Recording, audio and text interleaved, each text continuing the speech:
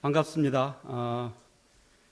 아주 훌륭한 명강의를 해주신 우리 김창경 전 차관님, 아주 인상적인 강의 잘 들었습니다.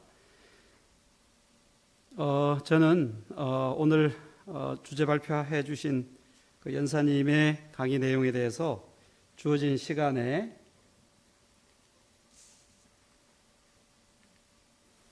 한 4가지 정도 주제로 한번 간략하게 사족을 좀 붙여보겠습니다. 발제 원고에 중간중간 우리에게 이제 몇 가지 제기하는 질문이 있었습니다. 저는 이제 대학에서 주로 이제 대학생들 가르치는 주로 이제 교육학 또 대학 교육을 전공하고 있습니다. 아마 이제 제 전공 때문인지 모르겠습니다만 발제 원고는 주로 이제 우리 과학 기술의 어떤 진보를 상당히 오랜 그 역사적인 어떤 경향을 얘기해 줬다고 생각을 합니다. 저는 오늘 우리 대학 지원 사업이 앞으로 우리나라의 발전을 좀 견인하고 또 우리나라 대학의 또 혁신적인 마중물이 되기 위해서는 이 4가지 주제를 좀 고민해 볼 필요가 있지 않을까 하는 생각을 합니다. 첫 번째는 사실은 이제 역설적인 얘기입니다만 우리가 자꾸 이제 4차 산업혁명이다, 또 과학기술이 변화하고 있다, 거기에 뒤처지면 안 된다, 또 능동적으로 대응해야 된다 라고 말할수록 역설적으로 우리 인간 사회는 오히려 그에 상응하는 대처가 좀 느려질 수도 있다, 이런 생각을 합니다. 왜냐하면 우리는 사회 변화 혹은 이제 과학 기술이 추동하는 어떤 사회 변화의 폭과 깊이를 유심하게 볼 필요도 있지만 그 인간의 문제, 인간이란 어떤 존재인가라는 문제에 좀 더 깊이 천착할 필요가 있다 하는 생각이 듭니다. 그 다음에 두 번째는 오늘 발제의 원고의 핵심은 그러니까 그러니까 도구의 진화를 말하고 있습니다. 앞으로 지금 얘기했던 수많은 도구, 특히 인공지능을 대표로 하는 이 핵심적인 툴이 앞으로 얼마까지 진보할지 그 누구도 알 수가 없습니다. 그렇지만 우리가 얘기하고 있는 인공지능을 핵심으로 하는 이 과학기술의 지식이라는 본질을 우리가 제대로 이해할 필요가 있다. 그러한 이해의 토대 위에서 대학교육의 근본을 좀 생각을 하고 또 교육과정 설계를 좀 혁신할 필요가 있다. 이게 우리 대학교육 혁신 사업에 특히 이제 대학교육 파트에서 중요한 과제라고 생각을 합니다.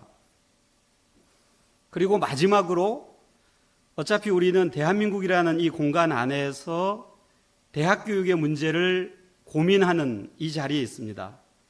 그렇다면 대학교육의 정책은 이해관계를 서로 달리하는, 항상 갈등이 상존하는 이 한국이라는 지리적 공간 안에서 정책을 수행할 수밖에 없는 제한된 존재들입니다. 그렇다면 현재 우리나라의 대학교육 정책의 추진은 매우 과학적이고 매우 실증적이고 그리고 데이터에 기반한 예측 가능하다고 교육 정책을 추진해 왔습니다. 그렇지만 지금 현재 사정은 어떠한가요?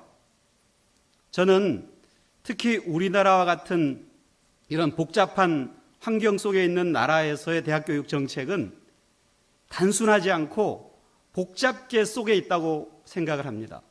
그러니까 이런 문제를 좀 이해하고 혁신할 필요가 있다는 겁니다. 자, 첫 번째 주제인 인간에 주목해보자는 겁니다. 우리가 인공지능을 잘 알고 또 우리 과학기술을 혁신하는 인공지능의 도구를 잘 아는 인재가 있다고 가정합시다.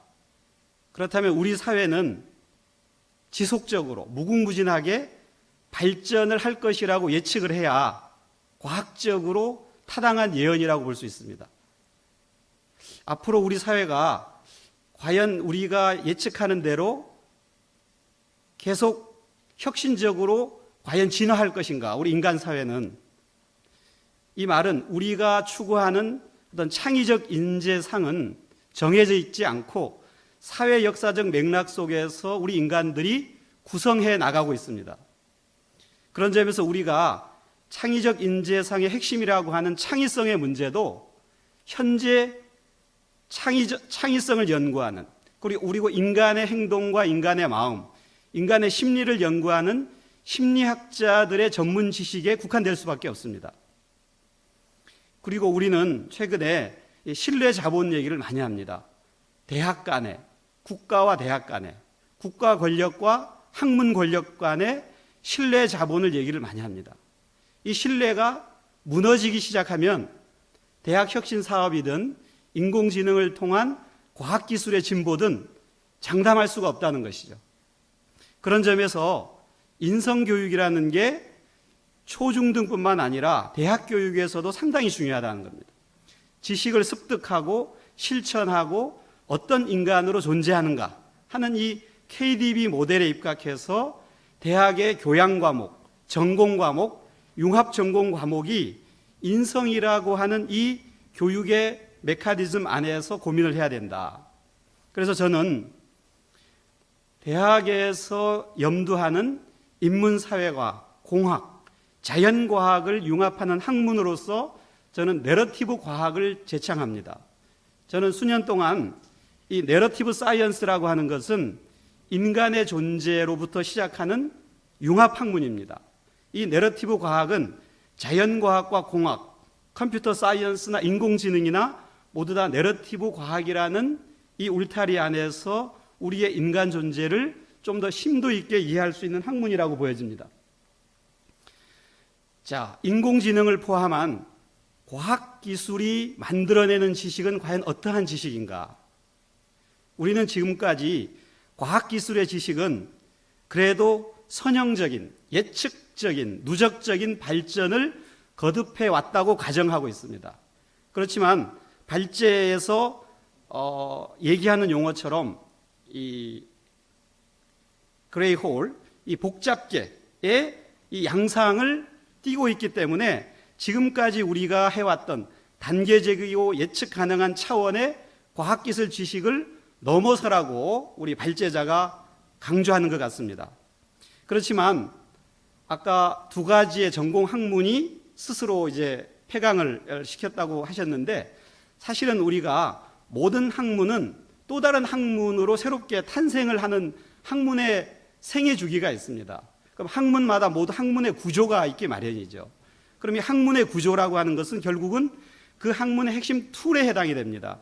그러면 우리는 이 학문의 지식의 구조에 주목해서 학문의 혁명적 발전을 추적할 필요가 있다.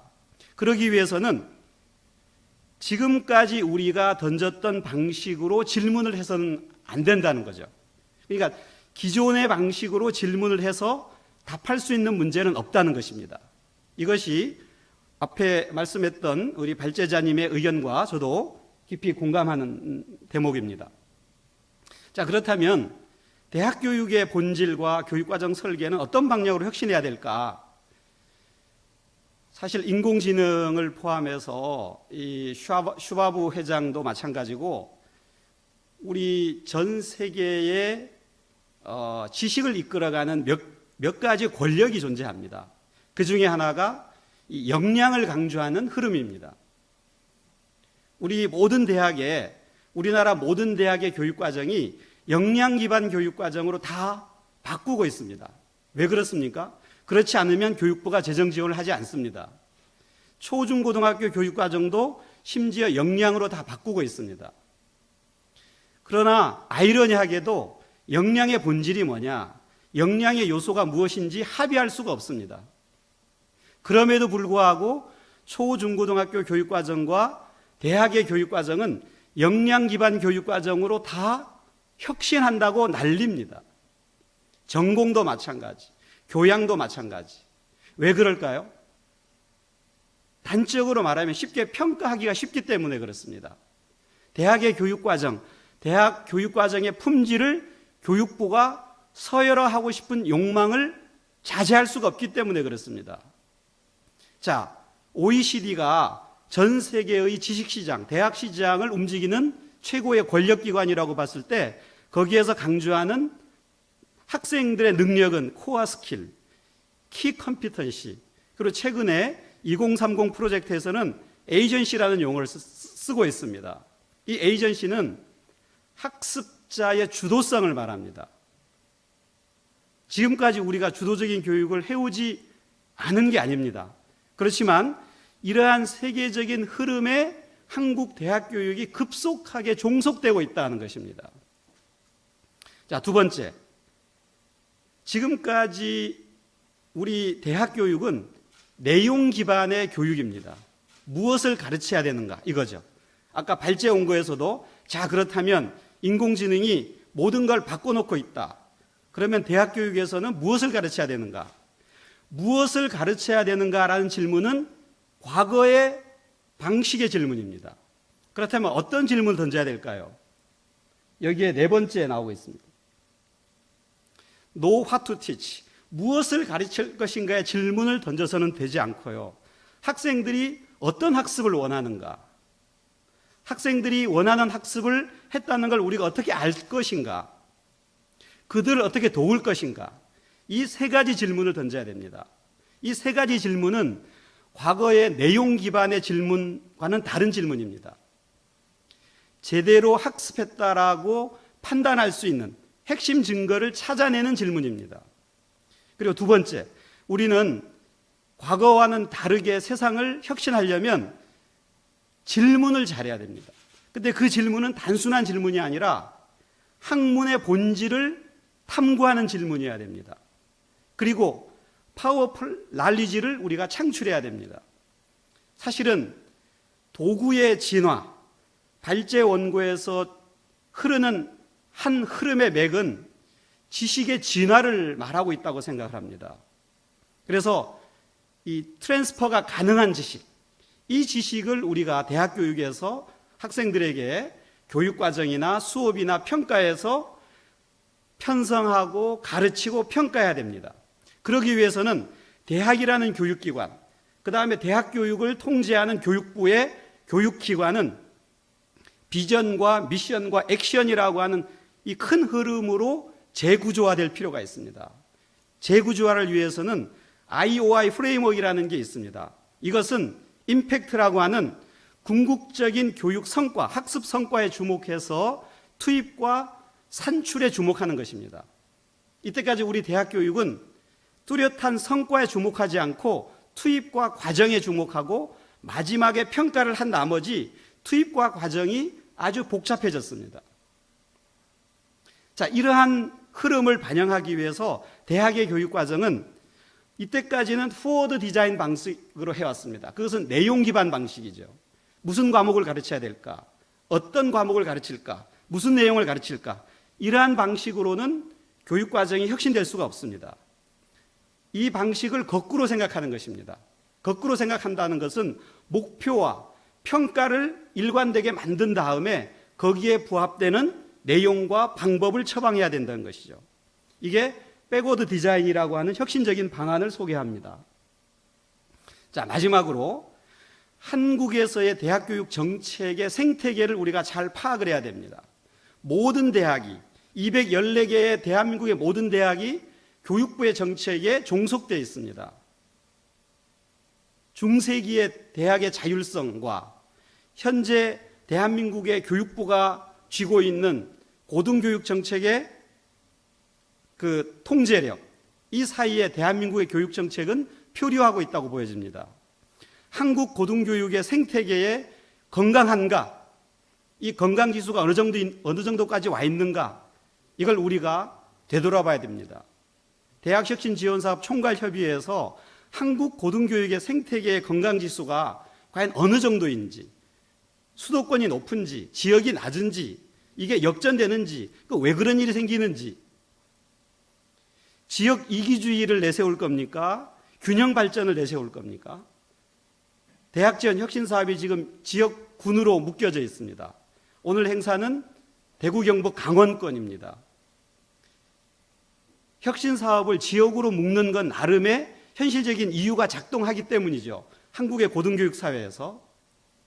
최근에 카이스트에 새로 임명된 이광영 총장께서 카이스트의 모든 랩에 성공 확률 70% 이상 되는 연구는 지원 중단하겠다.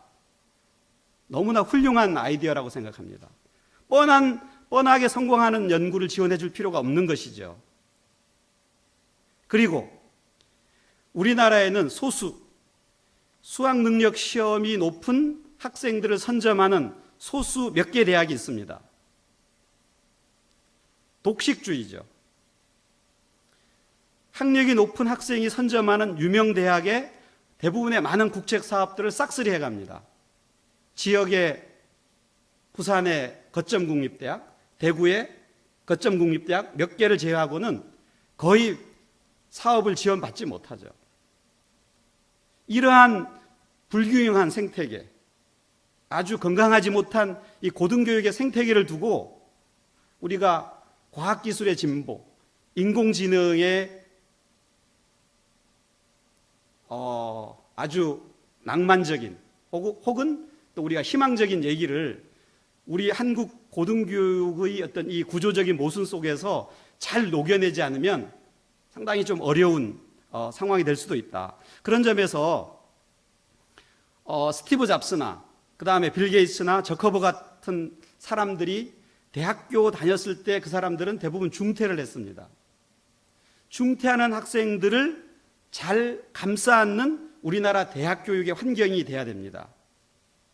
졸업학점을 높이고 전공을 많이 개설해서 다전공하고 기업체에서는 그걸 인정하지 않고 교육과 고용과 고용구조와 취업구조가 미스매치가 되는 상황. 저희 대학도 최근에 상당히 많은 전공을 개설했습니다.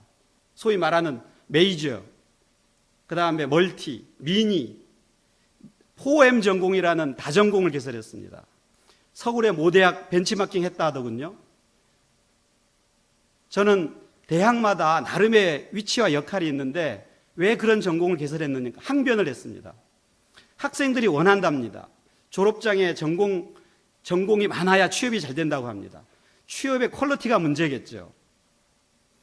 그리고 인구 변동에 우리나라는 너무 민감하게 영향을 받는 것 같습니다. 그래서 인구학에 따라서 정책이 싹 다 바꿔야 된다. 만약에 그렇게 바꿨다고 했을 때 우리가 기대하는 결과를 보장할 수 있을까? 그래서 저는 우리가 흔히 얘기하는 대학교육 지원 사업에서 국가가 지원하고 지역이 열심히 하고 그러면 대학이 발전한다라는 이 선순환적인, 이 낭만적인 단순한 사고, 이걸 그대로 계속 유지해야 되는가 좀 고민을 할 필요가 있다는 것입니다. 그런 점에서는 대구 지역에서 최근에 강조되고 있는 이 글로벌 역량과 관련된 국제 바칼로리아가 어떤 대학의 입시와 관련돼 있고 그것들이 지역의 학생들이 지역에 몰리는, 그래서 대학 입시도 올 하나의 입시로 모든 학생들을 이렇게 채용하는 또 입학시키는 그런 것들 좀 다변화하는 그런 노력들이 좀 필요하다. 이런 노력들은 사실은 우리 지역 이 협의회에서 해주시기를 기대하고요. 제가 아까 참고로 이 대학교육기관이라든지 우리나라 대학교육 정책에서 과감하게 도입할 이 IOI 프레임워크를 참고로 소개합니다. 오늘 짧은 시간에 우리 김창경 차관님의 아주 훌륭한 명강의를 통해서 우리 대한민국의 고등교육이 인간의 문제에 주목하면서도 도구의 진화를 그야말로 혁신적으로 고민하는 보다 나은 고등교육 환경이 마련되기를 기대하며 제 토론을 마치겠습니다. 감사합니다. 네, 감사합니다. 우리 김창경 차관님께서 현재 일어나고 있는 과학기술의 진보를 아주 일목요연하게 이렇게 정리해서 주셨다면, 우리 강 교수님께서는 그런 과학기술의 발전 속에서도 인간의 무엇인가 하는 그러한 본질적인 문제에 천착을 할 필요가 있다. 이렇게 갖고 네 가지를 또 이렇게 분류를 하셔가지고 아주 자세하게 설명을 해주셨습니다. 한 2분간 그 시간을 갖고 장례를 정돈한 다음에 곧바로 또 토론을 이어가도록 하겠습니다. 그러면 이어서 그 대구 한의대학교의 기획처장으로 수고하시는 정성화 처장님으로부터 두 번째 토론을 듣도록 하겠습니다. 네, 대구 한의대학교의 정성화입니다. 먼저 오늘 이런 그 뜻깊은 자리에서 그 김창경 전 차관님의 아주 명쾌하고 훌륭한 강의를 듣게 된 기회가 있어서 개인적으로 영광으로 생각을 합니다. 그 전 차관님 주셨던 그 원고를 제가 한번 보고 사실 우리 대학들이 과연 그러면은 어떤 문제를 한번 고민을 해봐야 될까, 거기에 대한 저의 소회를 잠깐 적어서 오늘 말씀을 드리도록 하겠습니다. 오늘 그 주제 발표에서도 말씀하셨듯이 우리 그 과학기술에 대한 발전은 이번 코로나19로 인해서 엄청나게 더 빨라지고 있습니다. 따라서 우리 고등교육계에서도 이런 변화에 맞추어서 새로운 트렌드가 있어야 한다고 생각이 됩니다. 앞서 보셨지만 앞으로 10년 이내에 사람들의 생활과 사회가 근본적으로 바뀔 것입니다. 제4차 산업혁명을 이끄는 변화의 대표적인 키워드인 인공지능 또는 지능화라고 할 수 있는 기술의 발전에 따라서 방대한 데이터의 수집, 분석, 활용이 가능하게 되었고, 이러한 데이터를 기반으로 컴퓨터가 정보의 이해, 추론, 문제 해결 등과 같은 인간의 지적 행동을 수행하게 되고, 이 외에도 사물 인터넷, 실제와 가상의 통합 등이 제4차 산업혁명 시대를 견인하고 있는 실정입니다. 결국 제4차 산업혁명은 각각의 지능정보기술의 발달과 다양한 기술들의 융합으로 만들어지는 기술혁명으로 기술의 발달이 모든 것을 연결하고 보다 지능적인 사회로 진화시키는 과정으로 설명이 될 수 있겠습니다. 따라서 제4차 산업혁명 이후 미래교육의 변화와 관련되는 몇 가지 예상은 아마 많은 분이 공감하고 있지만 제 나름대로 한 몇 가지를 조금 말씀드리고자 합니다.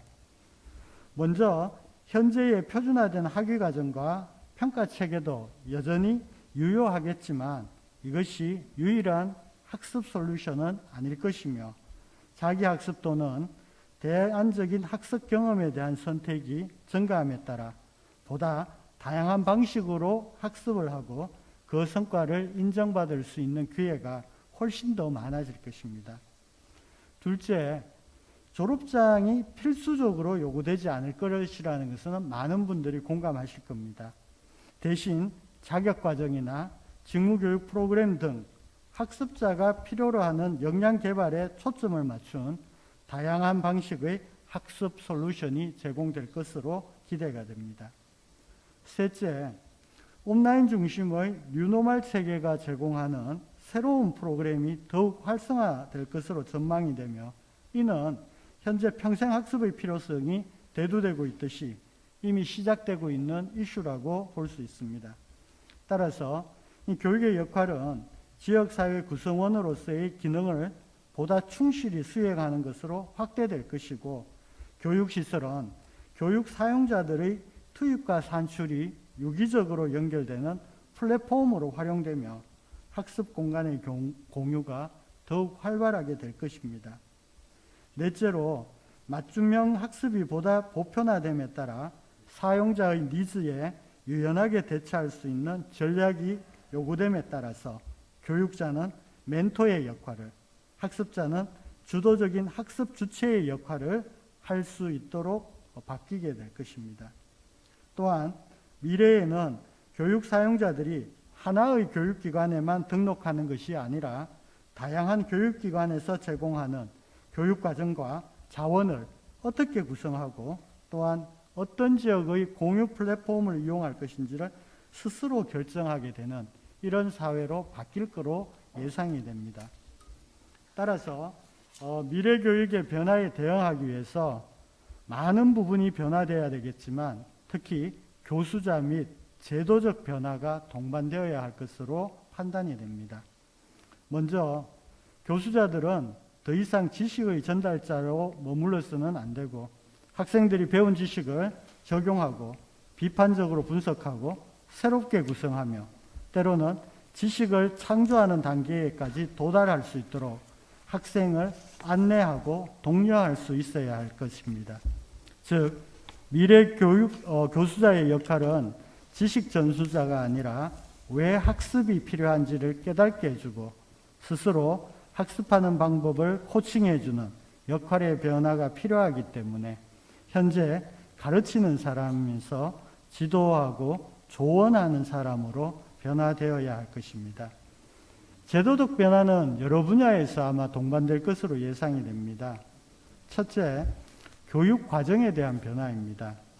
단기적으로는 리터러시로서의 코딩 교육과 스팀 교육이 필요하고 중기적인 측면에서는 기존의 결과만을 측정하는 성과 측정에 대한 새로운 재고가 필요할 것이며 학습 공간은 메이크 스페이스로서의 재설계가 요구될 것입니다. 또한 장기적인 측면에서는 새로운 아이디어를 만들어낼 수 있는 혁신적인 문화를 마련하기 위해 비판적 사고와 문제 해결 및 협력을 기르는 신청 학습이 필요할 것입니다. 이를 위해서 학습자의 학습 수준과 속도를 고려한 맞춤형 교육 과정이 운영되어야 하며 학교 단위의 자율적 운영과 역할이 확대되어 뉴노멀 시대에 맞는 특화된 학습과 다양한 학습 자원을 활용한 개인의 수요에 맞춘 교육 과정이 필요할 것입니다. 둘째로 학습평가 및 인정체계에 대한 변화입니다. 학습자의 성장을 돕는 수행평가가 중심이 되어야 할 것입니다. 풍부한 분석 자료를 활용하여 학습 전략을 추천하고 다양한 커뮤니티와 연계된 학습을 기반으로 진로와 연계된 인정 방식을 마련해야 되겠습니다. 셋째로 교육 학습의 변화입니다. 철저하게 개인별 차별화된 학습 경험이 가능해지기 때문에 온오프의 융합, 주제 간 융합, 협력 학습이 무엇보다 중요하게 될 것이며 이를 지원하기 위한 교수자의 역할 변화 및 학습 환경 지원이 반드시 필요할 것으로 예상이 됩니다. 미래 고등교육에 대한 변화는 앞서 말씀드렸듯이 학습자 개인의 교육적 수요에 의해 교육 내용과 방식, 평가와 교육 환경이 결정되기 때문에 지금까지 존재하지 않은 교육 방식에 대한 수용과 시도가 동반되어야 할 것입니다. 또한 학교를 포함하여 교육을 실시하는 기관의 역할은 지식의 전수에서 학습자의 공동체 경험을 제공하는 역할로 변환되며 제4차 산업혁명은 지능정보기술의 발달에 의한 사회 구조의 변화를 야기하기 때문에 학습자들에게 기술이 융합되는 과정과 디지털 리터러시나 소프트웨어 능력을 강화할 수 있는 경험이나 활동을 학습 과정 중에 반드시 포함시켜 운영됨으로써 미래 사회에 대한 교육의 역할이 정립될 것으로 판단이 됩니다. 이상으로 오늘 주제 발표에 대한 개인적인 소회를 말씀드렸습니다. 네. 감사합니다.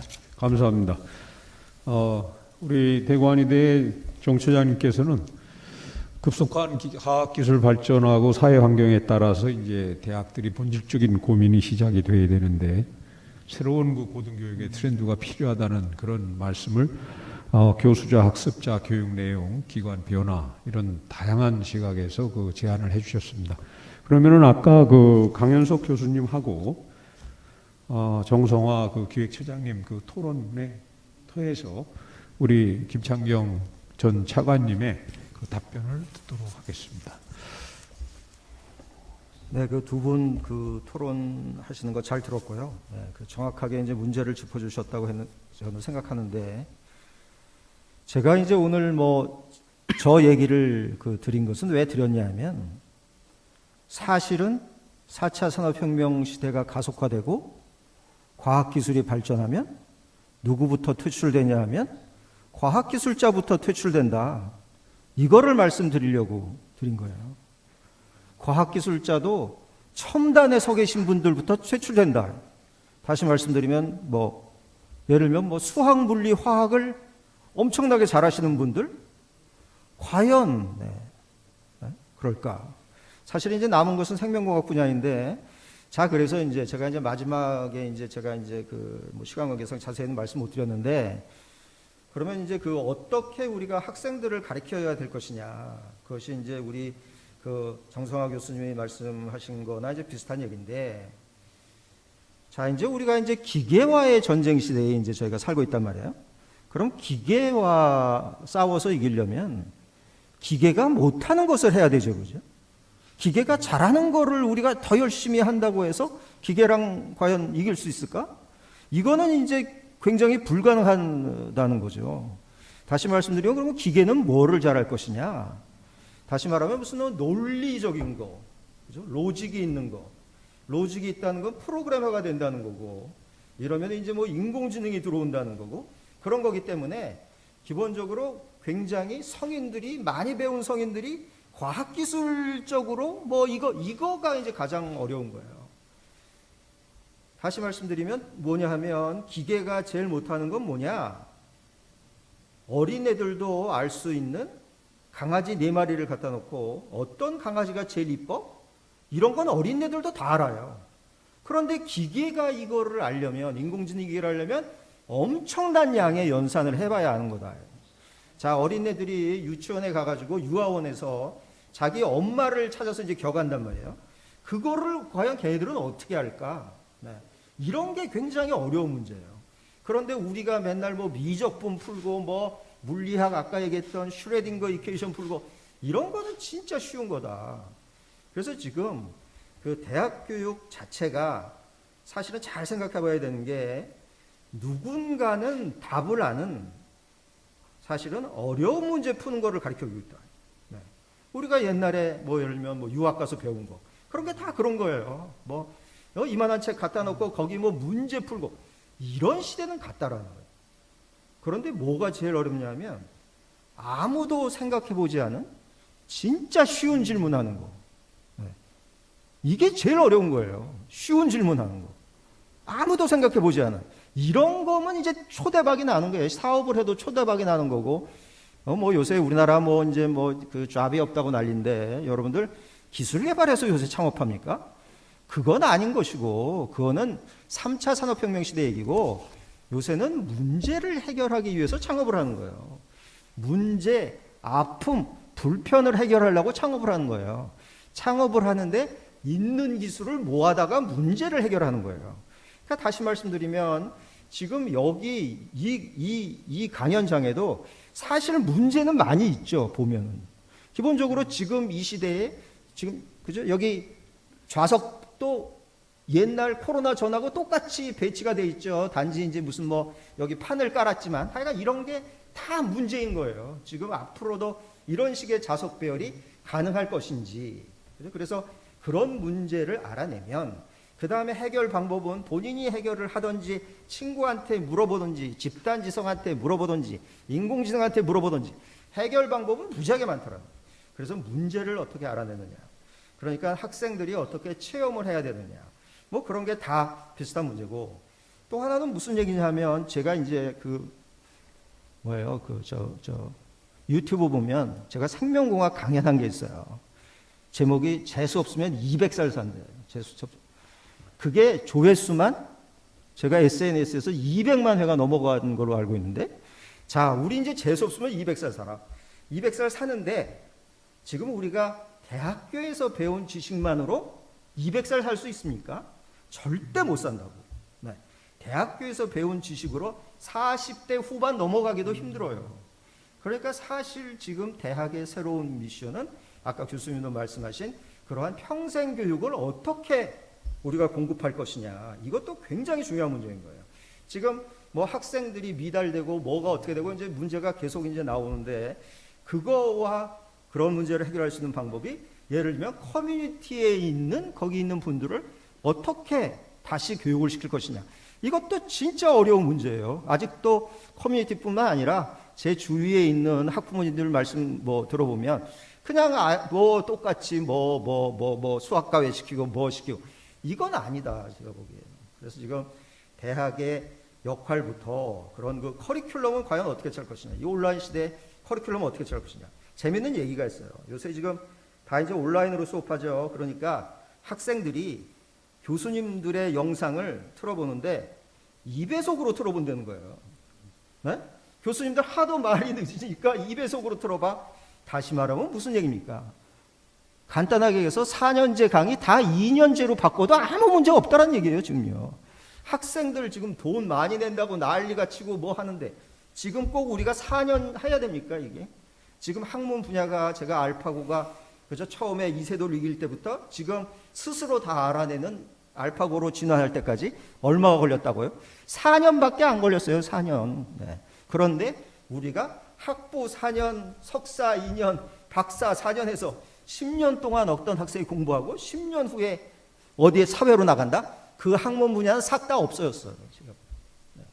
그래서 지금 아예 지금 뭐 여러 가지를 빼놓고 아예 지금 총체적으로 다시 한번 생각을 해봐야 될 때다. 그리고 지금 교육부에서 생각하는 그런 그죠? 그런 미봉책으로는 절대 문제가 안 풀린다. 이게 지금 대학교 문제뿐만 아니라 초중고도 다 똑같은 문제고 사실은 지금 전에 없는 문제가 생긴 거예요. 전에 없는 문제는 전례 없는 방법으로 해결해야 되는 거예요. 전에 없는 문제를 우리가 알고 있는 방법으로 해결한다? 이거는 해결책이 안 나오는 거예요. 네. 그래서 지금 그죠? 사실은 지금 이러한 엄청난 쓰나미가 오고 있다는 거를 사실은 저가 제일 먼저 쓰나미를 맞았다라는 거예요. 왜냐하면 학부의 결정 구조 분석이라는 과목, 대학원의 전자현명이라는 과목, 이 두 개를 폐강했어요. 네. 그래서 지금 이게 뭐 대학에 뭐 이제 멀리서 남의 얘기가 아니라 사실은 다 우리들의 얘기다라는 그러한 거에서 제가 좀 그 외람되게 말씀을 드렸고 여기서 이제 좋은 그 결론이나 그런 것이 말이라고 저는 생각을 합니다. 네. 제가 우리 강 교수님 더 보충 예. 저도 사실은 이제 우리 앞으로 대학 교육이 혁신을 하려면 그냥 짧게 말씀드려 보면 사실은 지금 그 교육부나 우리 각 대학에서 이제 보고서를 쓰고 평가를 받는 그 가장 이제 그 핵심적인 그 속내를 들여다보면 사실 이제 대학의 교육과정 측면에서만 보면 사실은 우리는 지식의 한 1.0, 2.0 버전으로 하고 있는 것 같아요. 그러니까 사실은 우리 이제 김창현 교수님이 얘기한 그 연장선상에 보면 이게 도구의 진화이고 우리가 이제 새로운 세상을 혁신하려면 끊임없이 탐구를 해야 되고 탐구를 혁신하는데 가장 중요한 게 이제 인간의 사고방식인데 지금 교육부의 모든 사업의 핵심은 대학에서 학생들을 그러니까 이제 일종의 과학적이고 분석적인 사고 양식을 잘 길러내는 교육과정을 개발하는 방향인 것 같아요. 근데 사실은 새도 좌익과 우익으로 날듯이 이 인간의 사고방식에도 과학적이고 분석적인 사고방식만 있는 게 아니거든요. 그래서 그걸 저는 오늘 이제 발표해서 이제 내러티브 과학이 추구하는 내러티브 사고 양식이라는 게 있습니다. 그걸 이제 직관이라고 하기도 하고 뭐 통찰이라고도 하는데 그것을 가르치는 교과목들이 그렇게 많지는 않아요. 기껏해야 교양 그 우수대학에서 몇 개 이제 과목 개설하는 걸로 굳히고 있는데 그렇게 해가지고는 우리 전공 교육과정이나 교양 교육과정이 절름발이 될 수밖에 없다. 그리고 여전히 1.0, 2.0의 근대화된 지식 모델에 그치고 있다는 거죠. 그래서 어찌 보면 오늘 김창경 차관님의 발표는 사실 지식의 패러다임, 지식의 버전을 3.0, 4.0으로 끌어올려야 되고 그게 대학 교육의 모습이 총체적으로 바뀐다는 거죠. 그래서 그런 어떤 우리가 지식을 바라보는 어떤 관점이랄까 이런 것들이 어떤 대학의 어떤 실무자들도 그리고 교육부의 고등교육 정책 관료들도 그런 거를 좀 잘 인식해서 좀 총체적인 어떤 변화가 좀 수반되기를 기대합니다. 예, 이상입니다. 네. 우리가 김창경 차관님의 말씀을 듣고 또 두 분 그 토론자의 말씀을 들어도 각자의 관점에서 말씀을 하지만 대학 교육이 변화해야 된다고 하는 그 부분에 있어서는 뭐 완전히 일치하는 것 같습니다. 이제 마지막 정리하는 것으로 그 지금 일부 세션을 마치려고 하는데요. 우리 그 김 전 차관님께서는 지금 뭐 지난 1년 동안 그 진보한 과학 기술에 대해서 진짜 아주 일목요연하게 설명을 해주셨습니다. 또 가속화되고 있는 디지털 전환 시대에 와야 되는 그 대학 교육 그 자체도 요목조목 이렇게 분석을 해주셨습니다. 그러니까 가장 핵심은 과학기술은 상상할 수 없을 정도로 이게 진보하고 있는데 대학은 답보 상태에 머물고 있다. 그래서 마지막으로 전례 없는 현상들이 벌어지고 있는데 그러한 전례 없는 현상에 대응하는 것을 기존의 방식대로 한다면 철저하게 실패를 한다. 그래서 전례 없는 대책이 필요하다 하는 그런 말씀이 이제 가슴에 많이 남습니다. 뭐 대학 혁신 지원 사업이 결과적으로 대학 혁신을 이렇게 이끌어내려고 하는 정부의 의지가 있기 때문에 이 사업을 통해서 대학의 어떠한 지식 교육이 새로운 버전업될 수 있는 그러한 큰 그 계기가 되기를 바라면서 일부 세션의 모든 순서를 마치도록 하겠습니다. 여러분 수고하셨습니다.